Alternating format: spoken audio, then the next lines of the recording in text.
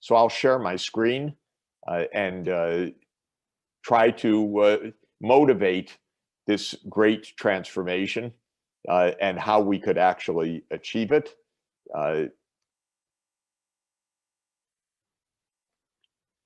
So I will discuss these pillars of the great transformation. In other words, I want to think about how society can choose to change. Can we really choose in a collective way a direction, or is that naive? Does history just flow in its course beyond the ability to choose? Can we choose wisely? Can we choose together?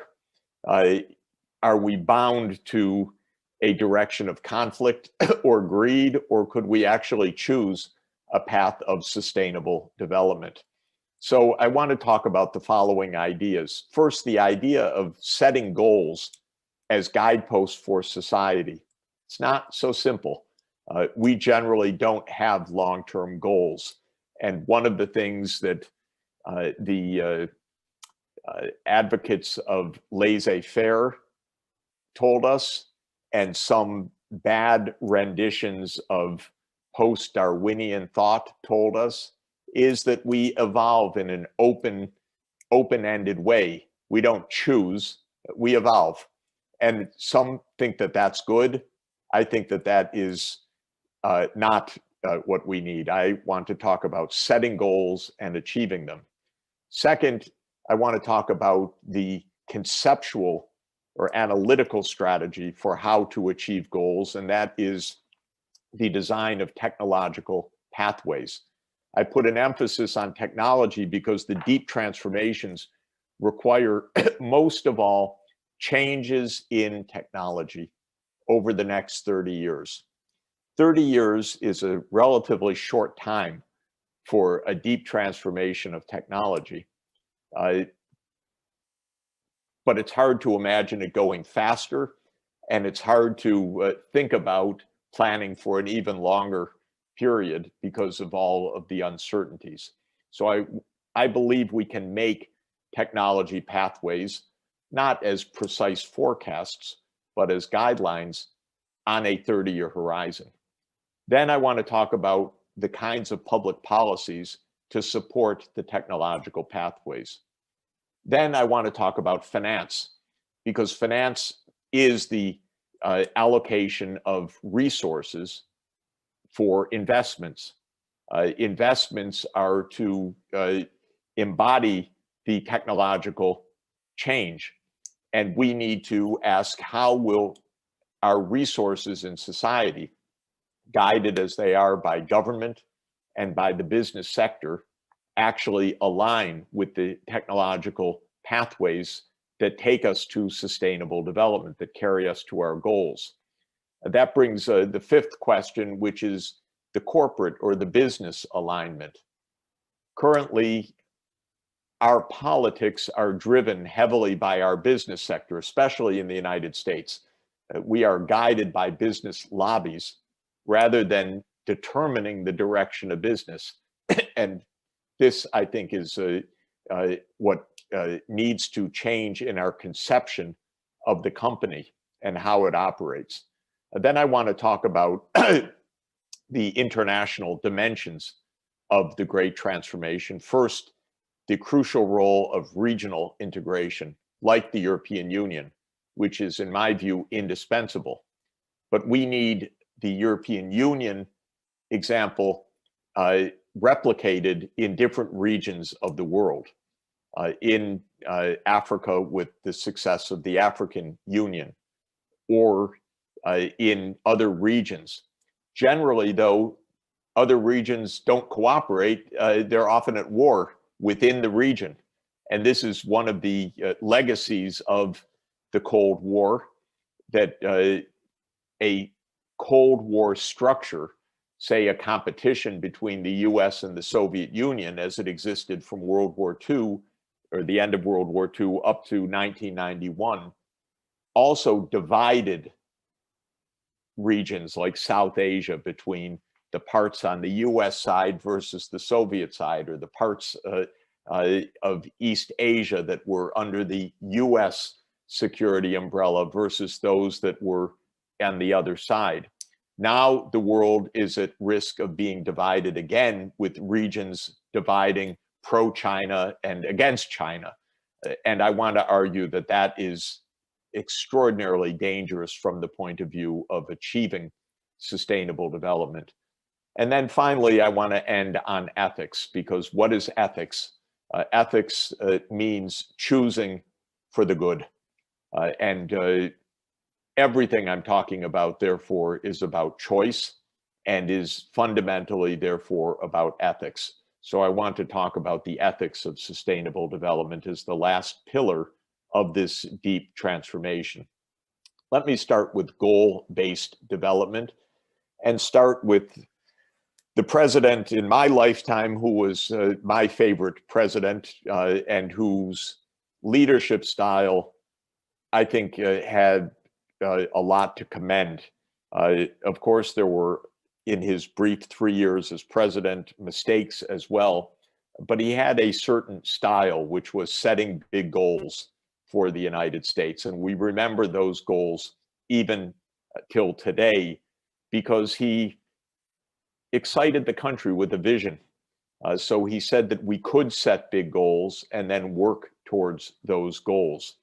And one of the smart things he said in 1963, when he was convincing Americans to support his initiative for peace with the Soviet Union, to sign the Partial Nuclear Test Ban Treaty, he said the following about setting goals.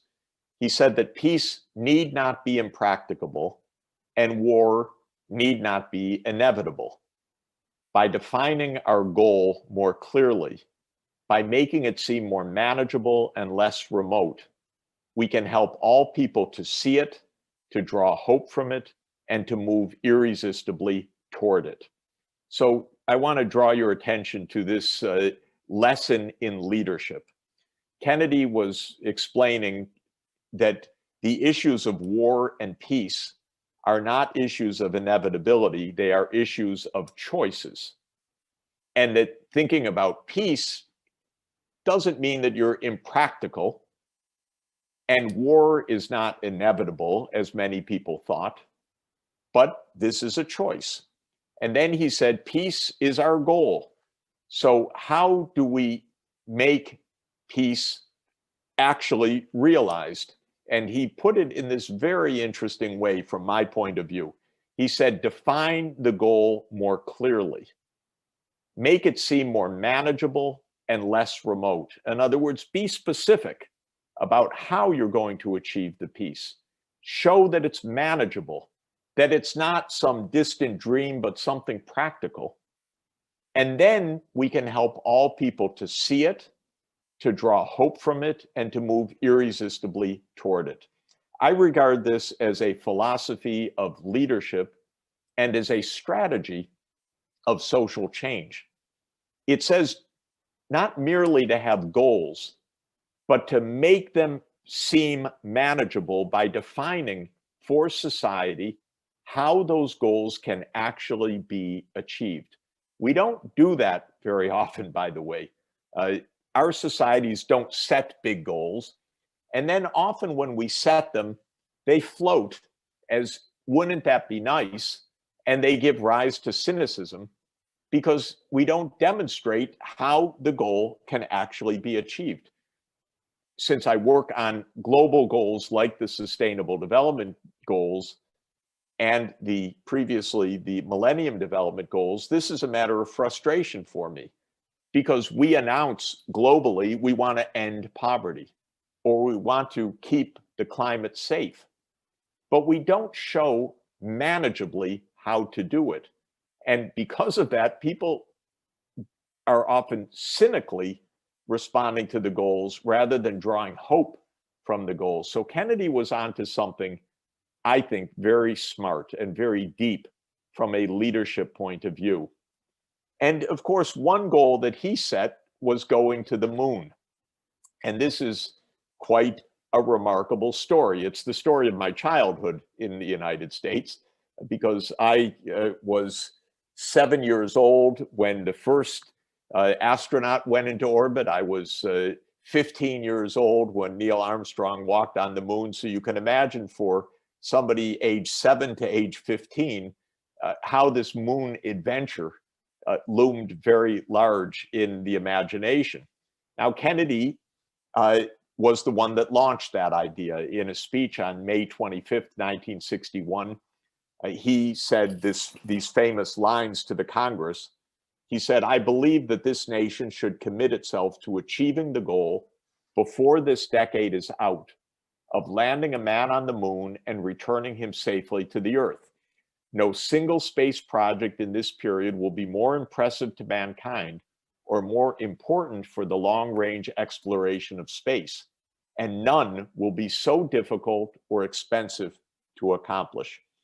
I love this quotation. Why? First, bold goal, go to the moon and back. Second, a timeline, not just an idealistic statement, before this decade is out, during the 1960s. Unbelievable. When Kennedy made this statement, one US astronaut had gone up for 15 minutes in space. And then Kennedy said, after that 15-minute suborbital mission, now let's go to the moon. So he set a bold goal and he set a timeline. And then, in a way that politicians do not speak this way now, he said, okay, no project will be more impressive or more important. But then he said, as a politician, none will be so difficult or expensive to accomplish. Our politicians today would say none will be so easy, almost free. But Kennedy led the nation by saying none will be so difficult or expensive to accomplish. What's the lesson of that?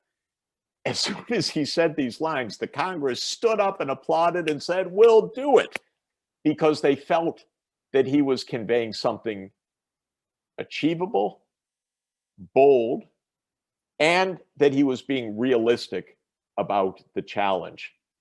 He said the following year about the moonshot, also these words which for Americans resonate till today. He said, "We choose to go to the moon in this decade and do the other things, not because they are easy, but because they are hard. Because that goal will serve to organize and measure the best of our energies and skills, because that challenge is one that we are willing to accept, one we are unwilling to postpone, and one we intend to win, and the others too."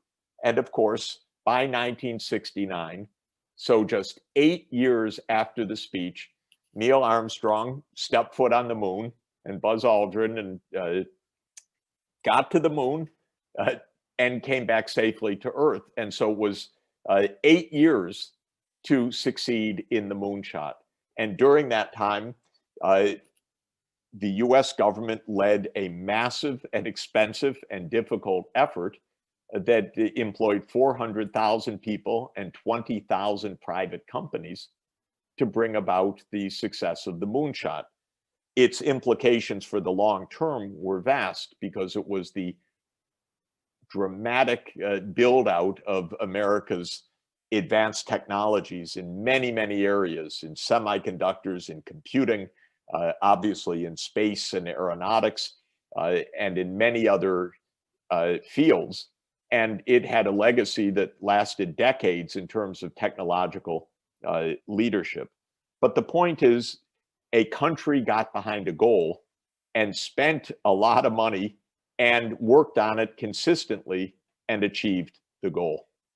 Now, how to achieve a goal like decarbonizing the energy system, which is a similar goal. And our politicians can stand up and say, I believe that by mid-century, this country and this world should decarbonize our energy systems, convert to renewable energy, so that we provide a planet that is safe for our children and for future generations.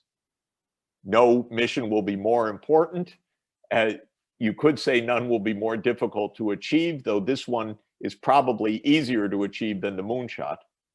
But in order to do it, we have to think like NASA did in the 1960s moonshot, understand what the technology pathways are to achieve that goal or the other goals that I mentioned: universal access to schooling, universal access to healthcare, sustainable cities, circular economy for industry, sustainable land use.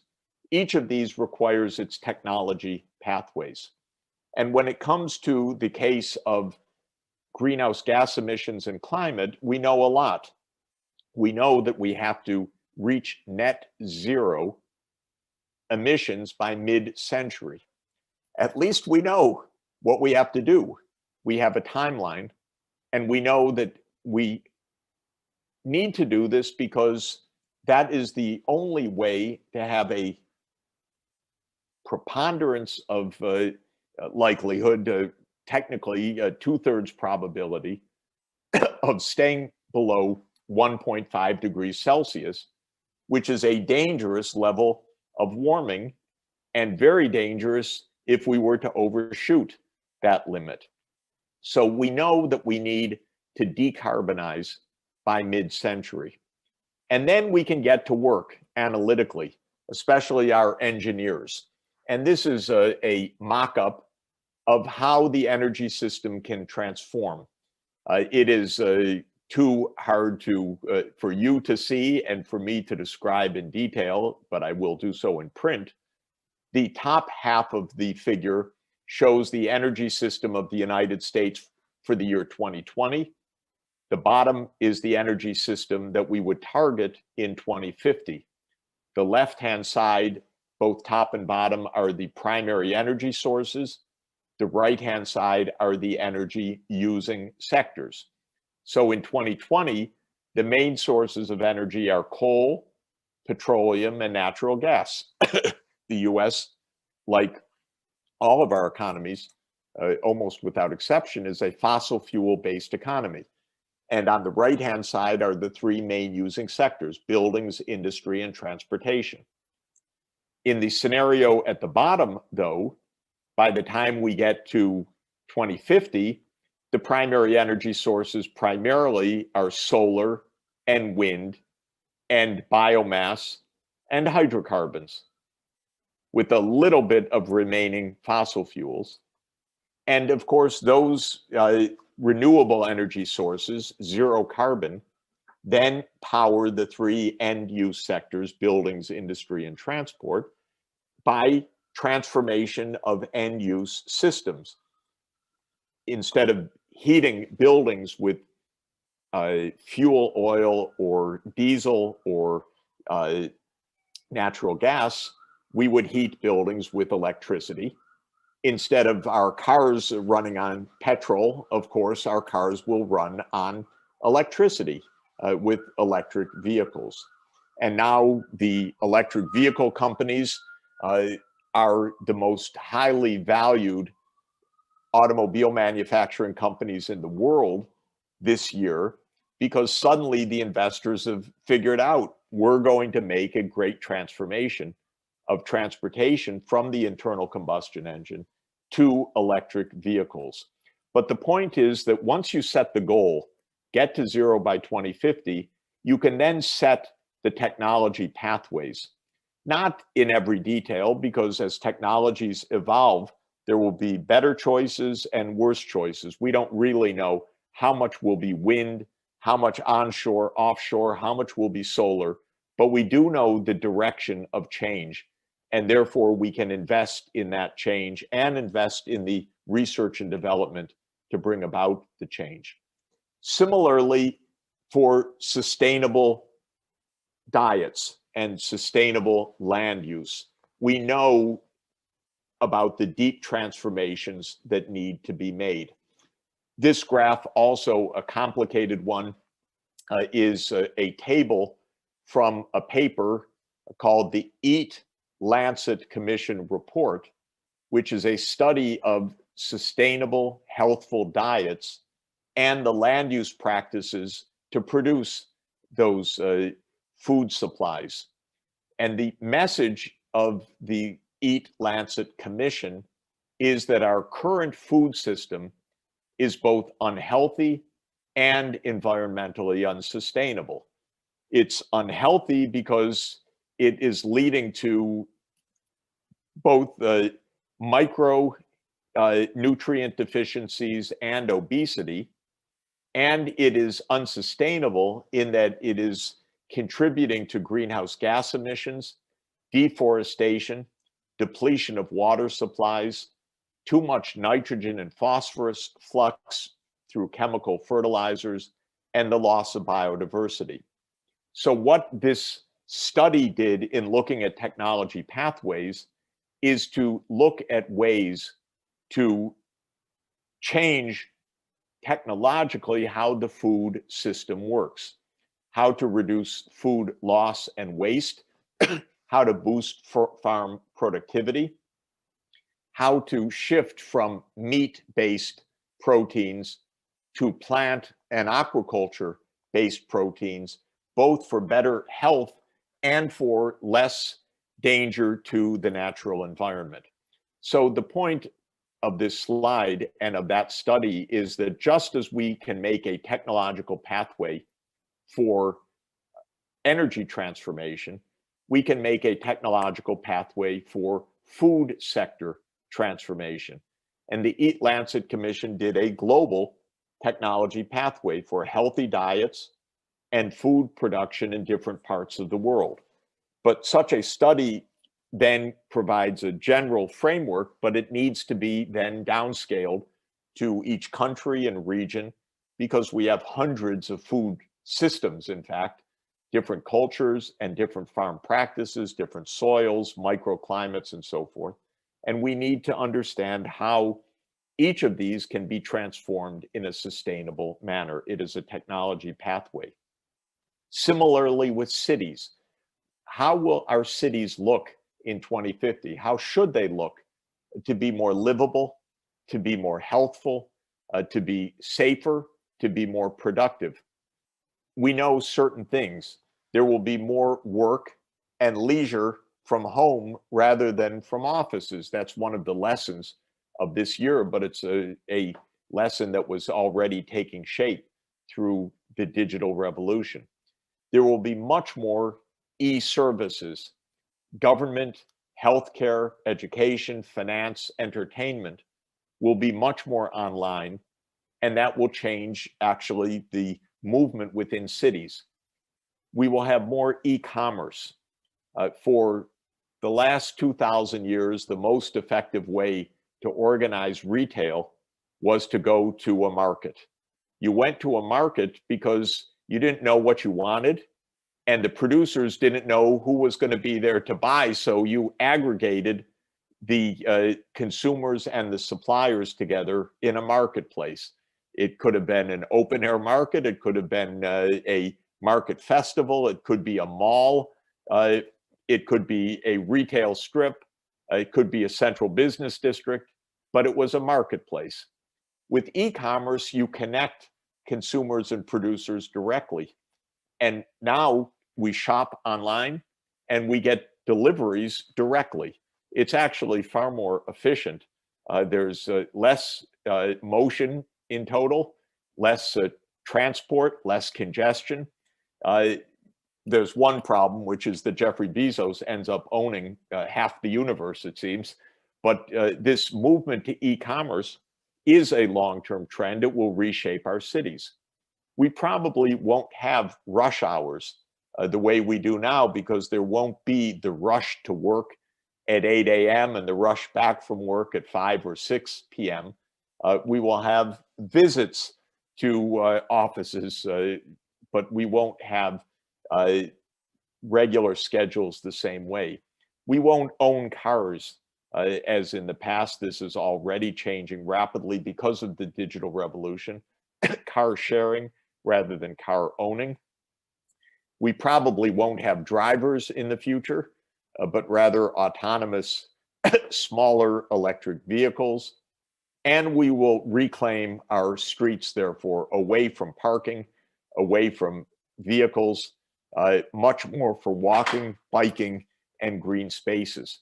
Again, technological pathways based on human choices of what will be a more healthful, pleasant, greener, less congested, less polluted, more productive way to live.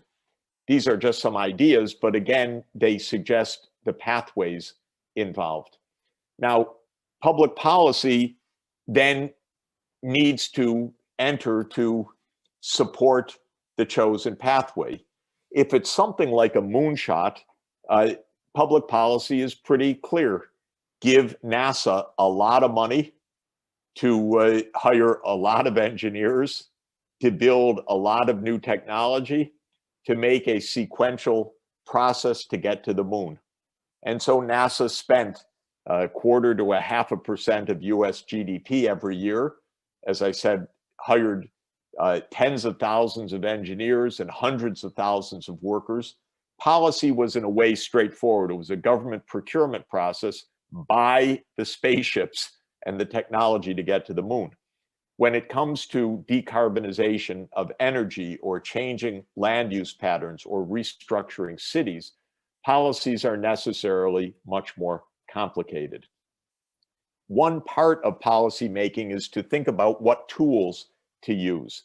And an interesting conceptualization is a policy ladder that was devised by some bioethicists about a decade ago for the UK government, where they talked about a ladder that starts at the least kind of intervention, do nothing, or just monitor the situation, to the step at the top of the ladder, which is regulate exactly what you want.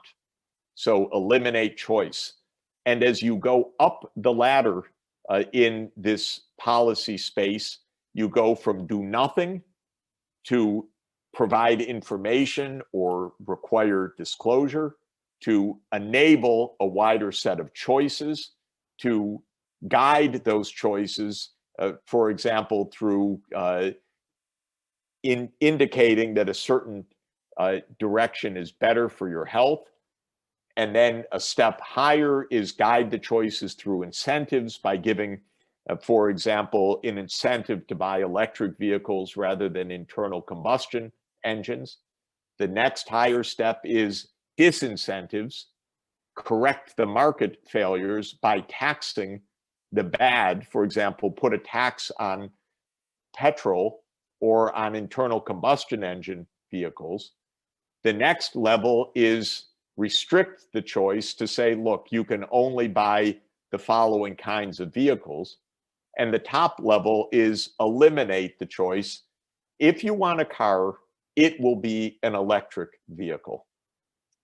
I find this very helpful because economists almost always end directly. They go, if they're going to go to this ladder, they go to the middle. Guide choices through incentives. Use financial and other incentives to guide people one way or another. I think that this is too limited a way to think about policy space. When Europe came to say, how do we decarbonize? It quickly jumped to the tradable permit system, the European trading system. I don't think it works very well. I would urge going higher on the ladder, actually. And I believe, for example, we should have the principle that if you want a car in the future, it will be an electric vehicle.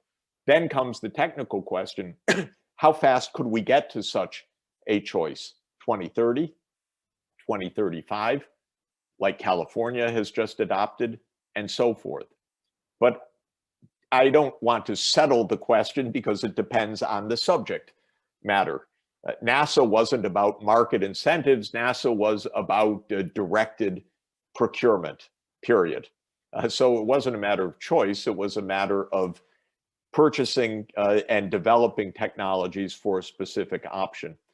I think when it comes to decarbonizing the energy system, we should be higher on the ladder, directing our utilities, no more coal plants, no more fossil fuel plants, no more electric vehicles sold after 2030, and so forth. and that those would be more powerful tools to get us where we want to go. Suffice it to say, this is the kind of issue that Professor Caffè worked on, which is the design of economic policy. And we have many choices for designing the economic policy supports for the technology pathways. Then comes the question, how do you pay for it? Because we will have a monetary economy. In other words, we pay. We don't barter. We pay for the resources that we need, whether it is through a regulated approach, a public procurement approach, or a market-based instrument approach. We need to understand the finances. And there are many, many issues to raise about the great transformation.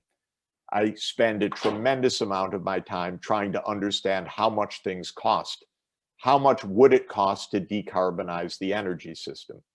The evidence seems to be that it would be about 0.5% of GDP per year to have an energy system that is built on renewables rather than fossil fuels. That's a rough estimate, but what it tells us is that there's nothing unaffordable about moving to a decarbonized energy system. It's not true that we need a revolution to achieve this, or that we need a fundamental transformation of living standards. The fact of the matter is that a low carbon energy system is really not more expensive than a fossil fuel based energy system if it's phased in over a period of 20 or 30 years. And so that tells us that the financing issue is not the first order issue, though it is important. The point I would stress about financing, first of all, is that there is different kind of financing for different objectives. When it comes to the provision of universal services like health and education, for a variety of reasons, in my opinion, it's vital that that kind of financing go through budgets rather than through markets.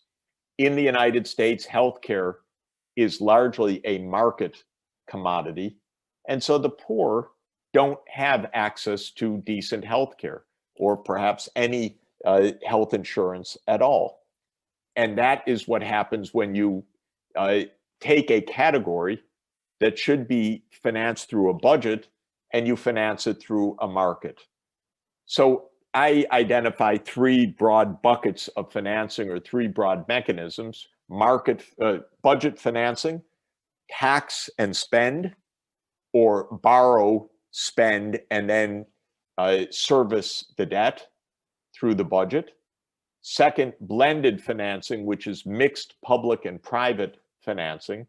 And that generally applies for most infrastructure where there's private company role and a budgetary role. And then there's market financing, which is for financing lots of businesses that are involved, for example, in e-commerce or in automobile manufacturing and sales and so on, where because of the market structure and the nature of the technology, you can find a reasonable market solution. So the first point I would emphasize on a real science of financing for transformation is to understand the various categories of financing. Again, in market economics, we tend to jump to market financing.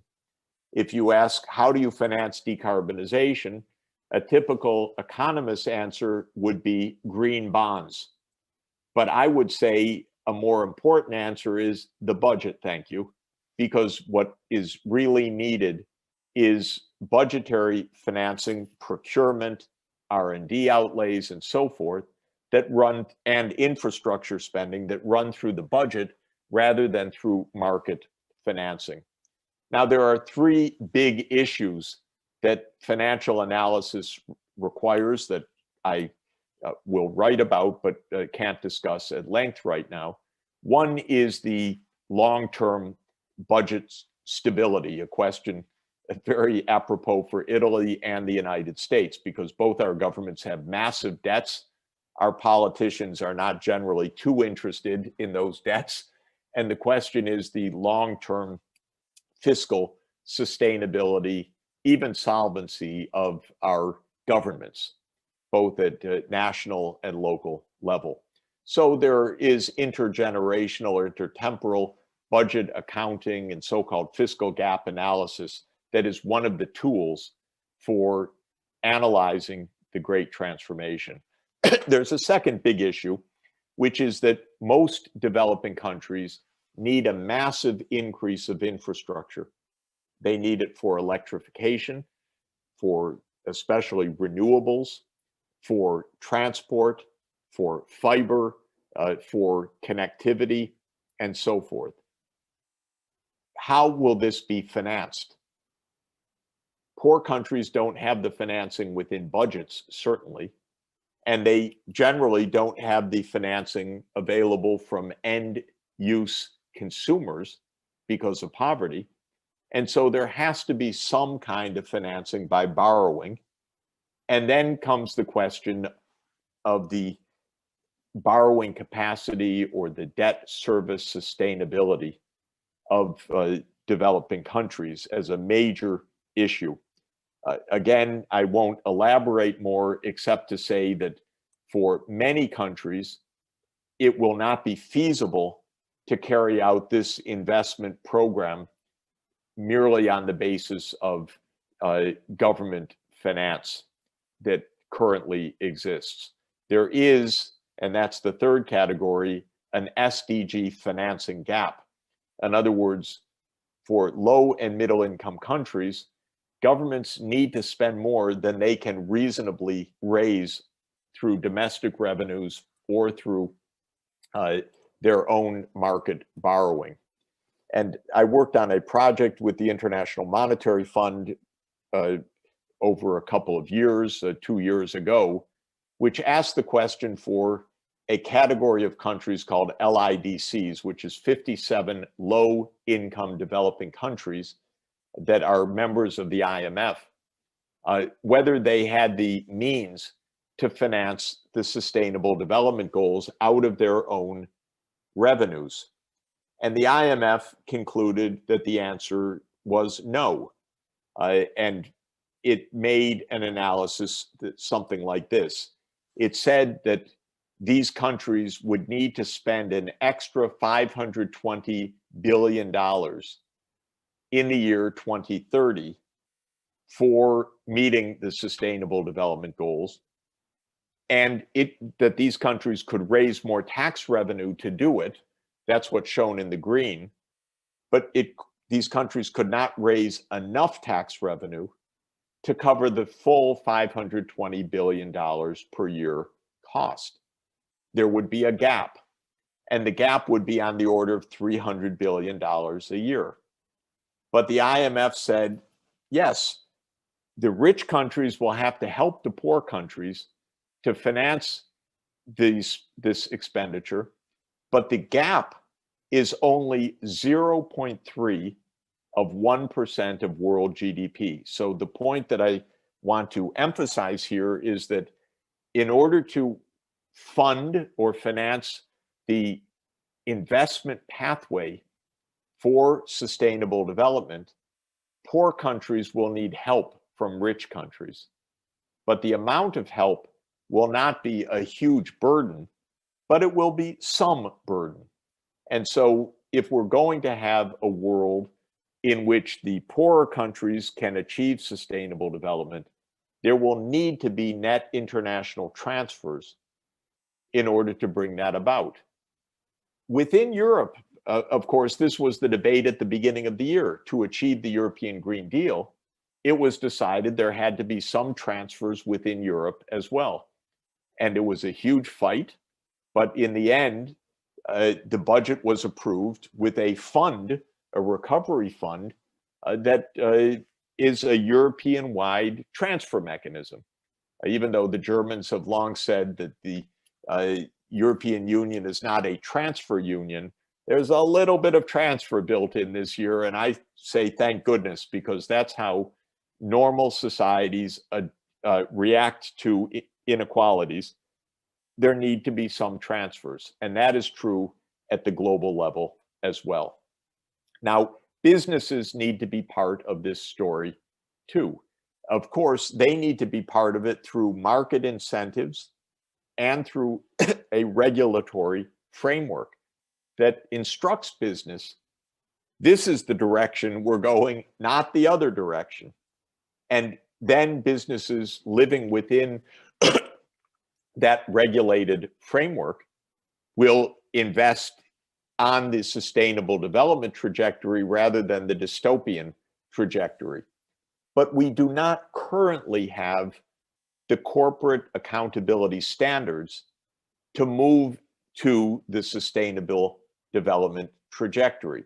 So part of our homework to redirect from the dangerous course to the sustainable development course is new corporate accountability standards. And there are many efforts around the world right now to build those new standards. I think that they involve at least 3 different areas of business performance.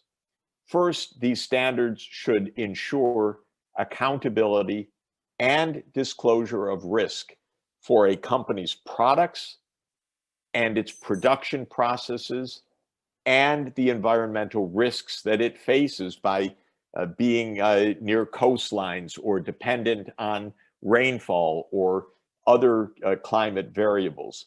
So the first part of accountability standards is that there needs to be disclosure and corporate accountability that the products are safe and sustainable and that the production processes are safe and sustainable. Second, and more complicated, we need new standards for global supply chains, for global value chains.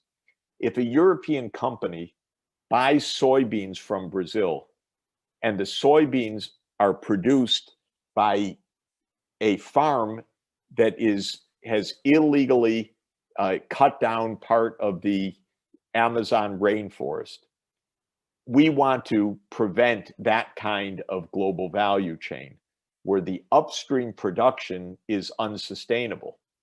But a downstream buyer currently would say, I don't know where it came from, I just buy it. And what we need is accountability along the entire value chain if we are going to make the transformation to sustainable development. We also need transparency and accountability on business regarding the internal governance, that it is fair and law-abiding, the taxes paid by the companies, and the lobbying activities. As I said, in the United States, our political system has become so corrupt, so much money flowing, that essentially the businesses have been writing the regulations rather than the regulators writing the guidelines for business. And this has been going on for 40 years in the United States. Companies gamed the political system. So if we are going to choose the sustainable development trajectory, it has to be because businesses are told the path rather than paying themselves to get the path that they want, the path of least resistance. The next point that I want to emphasize is that to accomplish these technology pathways, we need cooperation beyond national borders. We need regional cooperation. If Europe is going to decarbonize, an old idea, not yet in place, but a correct idea, is that Europe should create with its neighborhood, both the Eastern Mediterranean and North Africa, a renewable energy grid that also enables Europe to power itself not only by wind and the sunshine of Europe, but also the sunshine of North Africa and the Eastern Mediterranean and the Arabian Peninsula. The larger is the network, the more stable and balanced is the system, and the less storage costs for operating a system like this. Because each of these different sources of renewable energy are only partially correlated or even anti-correlated with other sources, so that when it's windy in one place, it's sunny in another. Or when it's windy in the North Sea, the air is still in the Black Sea, but when it's windy in the Black Sea, the air is still in the North Sea. And by connecting the two, you stabilize the amount of overall wind energy that can be harvested at a given time. And by having more stability of the intermittent energy, you need less expensive storage capacity. Now, this is just one example of why regional integration is so important. Europe needs not only a European Green Deal as an idea, it needs a European grid. It needs a European system for managing renewable energy. It can't just be 27 individual countries, each making their own separate investment plan. That would be hugely inefficient. This is true for every region of the world. Japan, Korea, China, Mongolia, Russia should be thinking about an integrated renewable energy system, because Russia has hydropower and wind. Japan has wind in Hokkaido, for example. The Gobi Desert in Mongolia has massive potential for solar and for wind, and so on.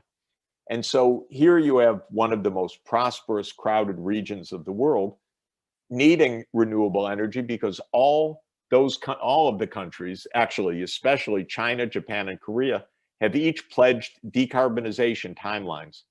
But if they do it individually, the costs will be huge. If they do it together, then it will be much less costly and much more efficient and resilient to have an interconnected energy system. In the United States, we should have a grid that connects Canada, which has lots of hydropower, with the United States, which has wind and solar, with Mexico, which has lots of solar.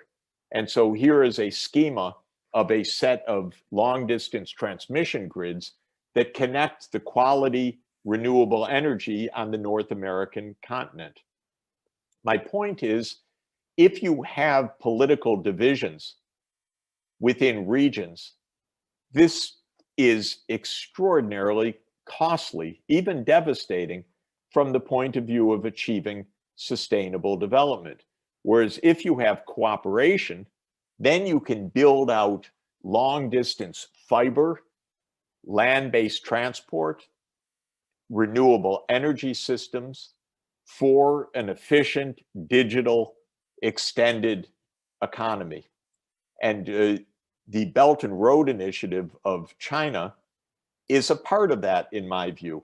Again, the United States freaked out with the Belt and Road Initiative. Don't join, terrible thing.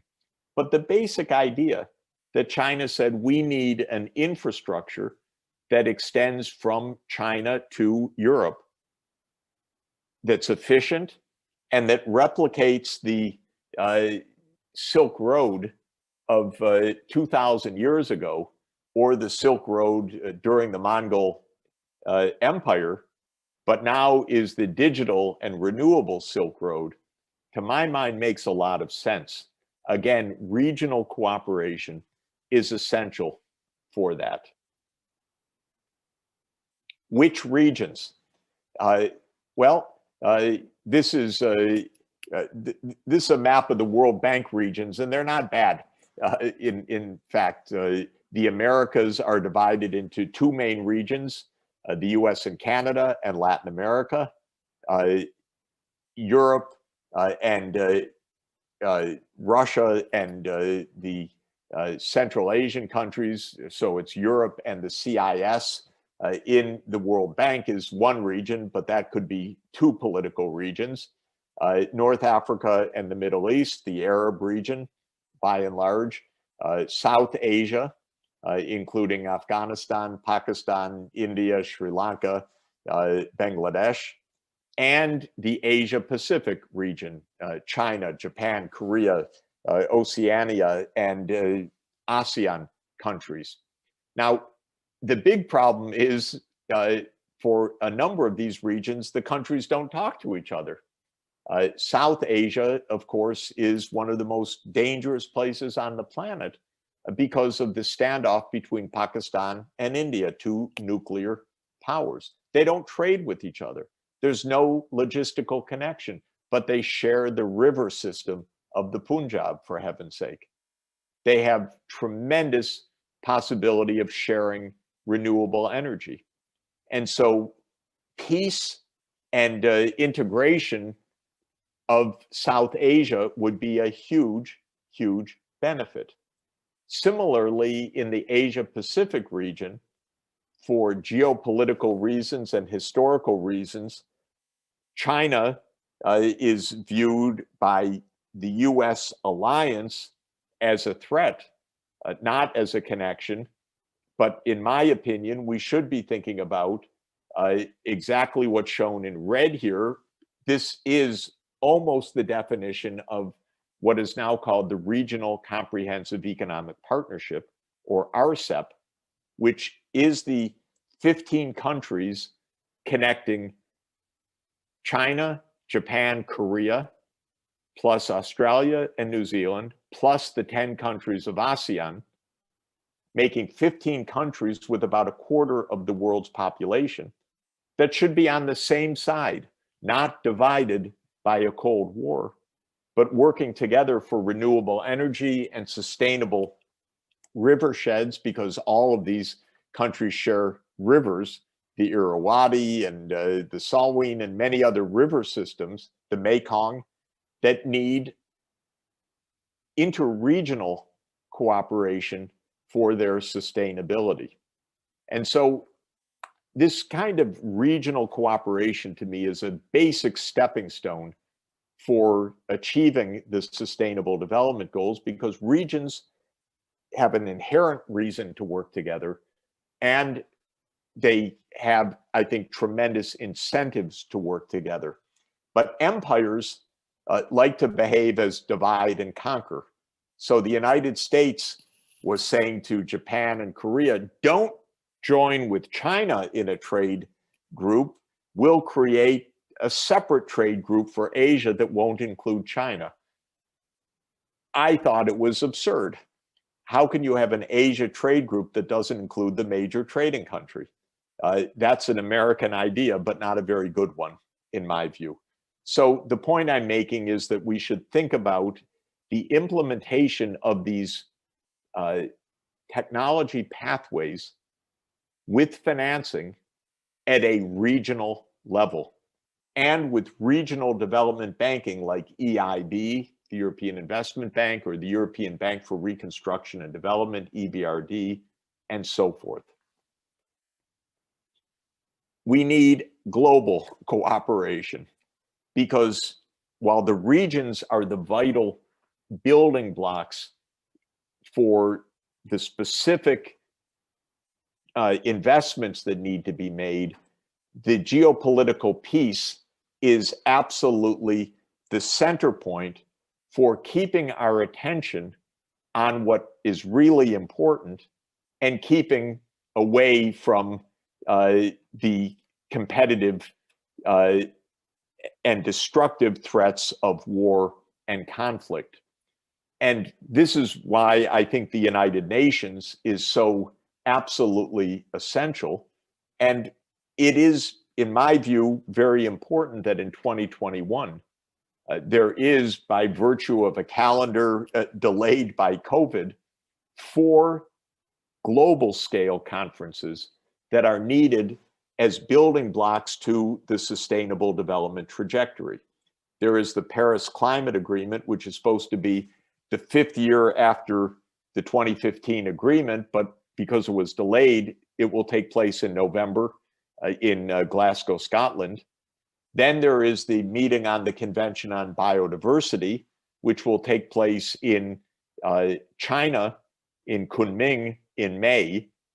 There will be the World Food System Summit, which will be convened by Secretary General Guterres at UN headquarters in September. And there will be the World Oceans Summit for Sustainable Management of the Oceans in Portugal, in Lisbon, in April. So there is the makings of global cooperation. And I would like to see each of those regions come forward to say, like the European Green Deal, an ASEAN Green Deal or a South Asian Green Deal or an African Union Green Deal, we have a plan, we have a technology pathway, we have a financing strategy to reach each of those major transformation areas.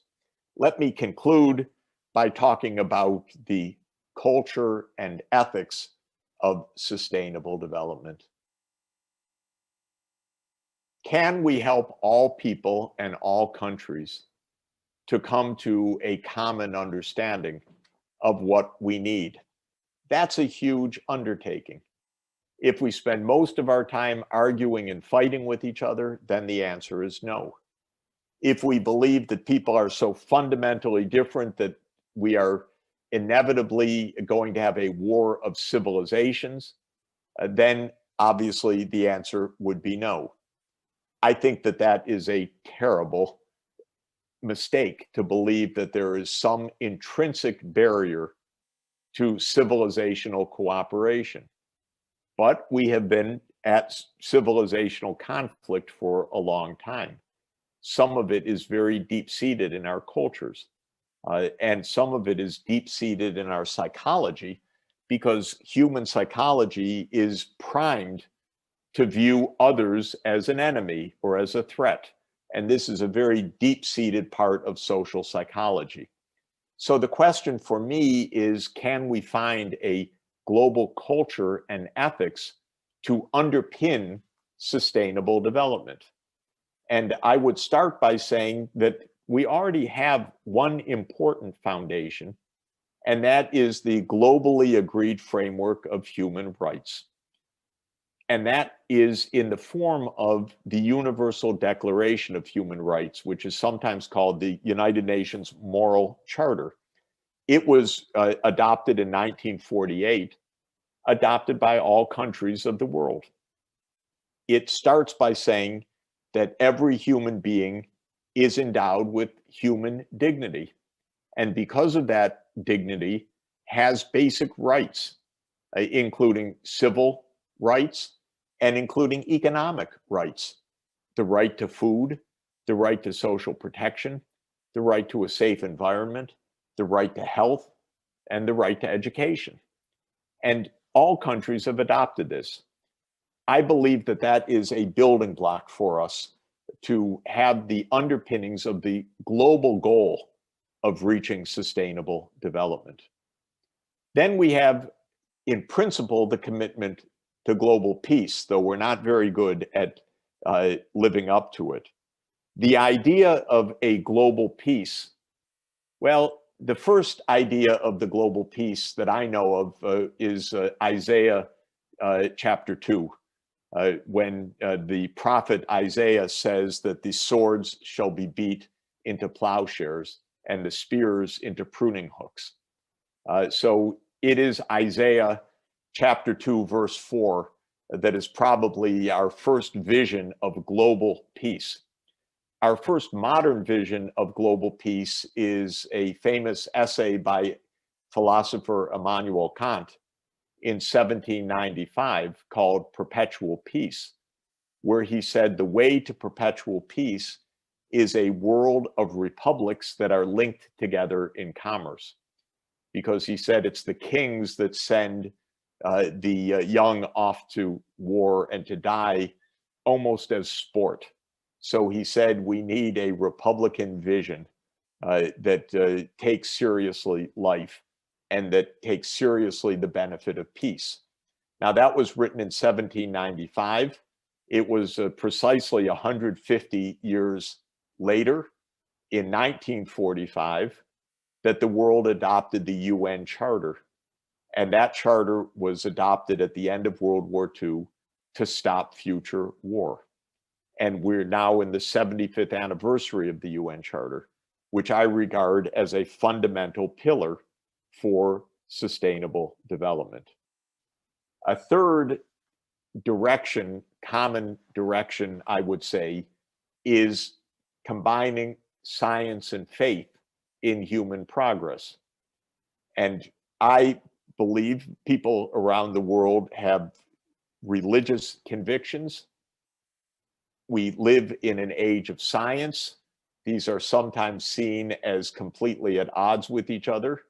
It is one of the wonders of the modern Roman Catholic Church that they are seen as completely in line with each other.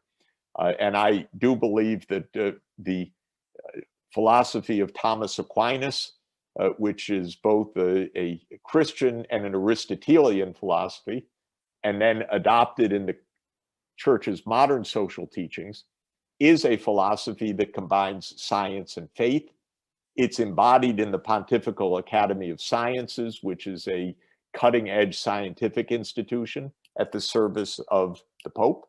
But it illustrates for me that we also don't have that conflict. Now, that's not true everywhere, because the United States, for example, has a fundamentalist religious part of our society, which is anti-scientific, and therefore doesn't believe in climate change, and really doesn't believe very strongly in higher education at all. And here we do face a challenge of fundamentalisms. And I believe that we need to create and foster a culture that is not fundamentalist, but a culture in which science and religious beliefs can be seen to be living in active harmony rather than in open conflict. It is, to my mind, part of achieving sustainable development.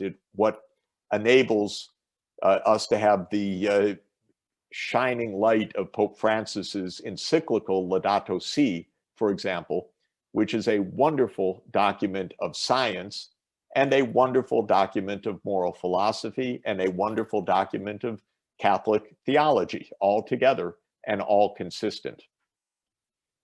The next part of building that culture is part of the Sustainable Development Goals, actually Target 4.7.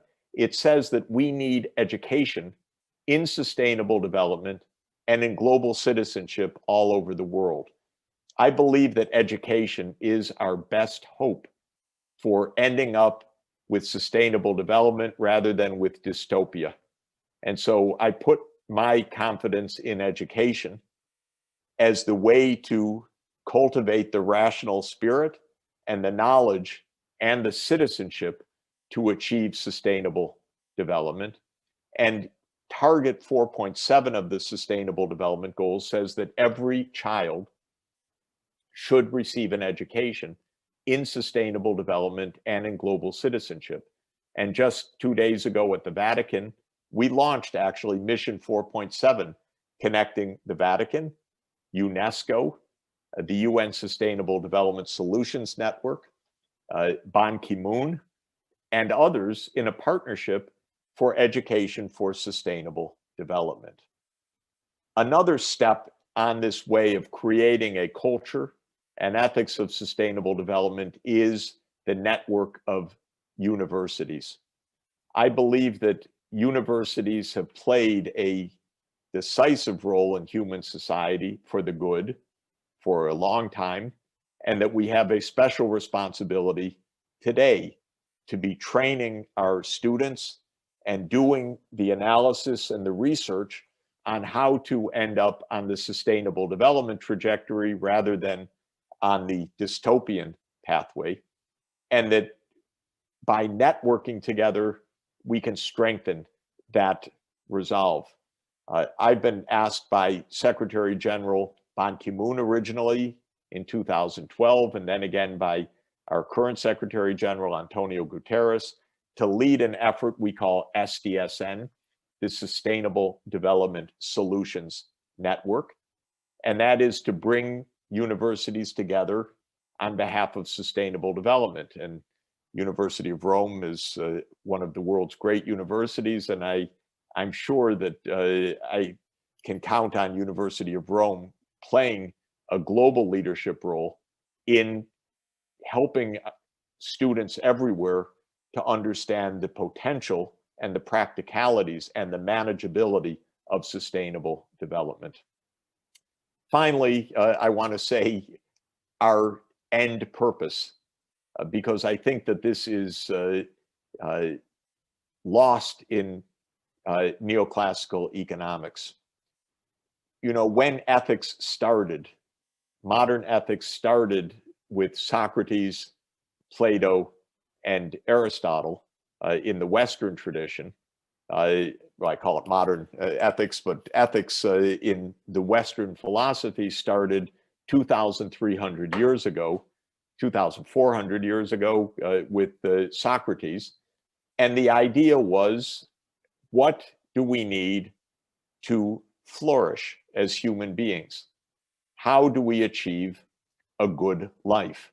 And for the Greeks, the good life, the flourishing life, or sometimes just summarized as happiness, is called eudaimonia, the good spirit of life. And that was taken by Aristotle to be the end purpose of life, the telos, the objective, the unfolding, the realization of our potential. And I believe that this is the correct way to understand ethics, that ethics is the science of understanding the human good and how to achieve it. As I've been describing, I believe that the human good for our time is embodied in the idea of sustainable development, because that aims for the kind of society in which people can flourish, in which people can be materially safe, the planet can be safe, and we can have a society that is a shared prosperity and a society of trust rather than conflict. So I would regard sustainable development as our telos, as our purpose. Somewhere along the way in economics, we lost the idea of telos or purpose. Instead, we said maximize utility, but we didn't really say what utility is, what well-being is, how to achieve well-being. And so we stopped analyzing well-being and basically took the idea that whatever people do, that's their telos, and don't argue with it. And I think that that was a big mistake. If we go back to the idea of what is human thriving and how to achieve it, how to have societies that are just, how to have individuals that are both trusting and trustworthy, how to have objectives for society that take care of the vulnerable and the poor, and to protect the planet, then we will be getting back to the idea of purpose and telos. And I know that this was one of the themes of Professor Caffè, who believed that we need ethics as inseparable from technique, that economics and ethics could not be divided, but joined together. And I want to end there with that agreement of belief, that statement that by focusing on what is important for us for our thriving and well-being, we'll find the path to get there. And to thank you for inviting me to give this year's Federico Caffè lectures. Thank you so much.